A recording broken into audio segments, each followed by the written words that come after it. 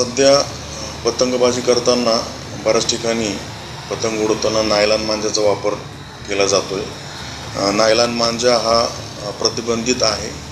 यामध्ये माननीय उच्च न्यायालयाने देखील अशा प्रकारे नायलॉन मांजाचा वापर करणाऱ्यांविरुद्ध कारवाई करण्याचे निर्देश दिलेले आहेत. त्याचप्रमाणे माननीय पोलीस अधीक्षक, माननीय अपर पोलीस अधीक्षक आणि SDPO साहेब यांनी देखील नायलॉन मांजा वापर करणाऱ्यांविरुद्ध धडक मोहीम राबवण्यासंदर्भात निर्देश दिलेले आहे. त्यानुसार शनीपेठ पोलीस स्टेशनच्या हद्दीत पतंग गल्ली म्हणून ओळखल्या जाणाऱ्या एरियामध्ये आम्ही कालपासून शोध मोहीम राबवत होतो.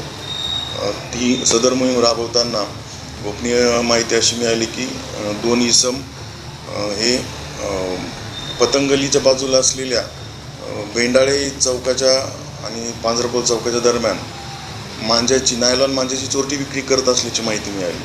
त्यानुसार आम्ही दर्शन संजय शिंपी वय 19 वर्ष राहणार आशाबाबानगर आणि गीतेश भरत सैंदाने वय 17 वर्ष राहणार आशाबाबानगर या 2 इसमांना ताब्यात घेऊन यांच्याकडून नायलॉन मांजाच्या 5 चक्री जप्त केलेल्या आहेत.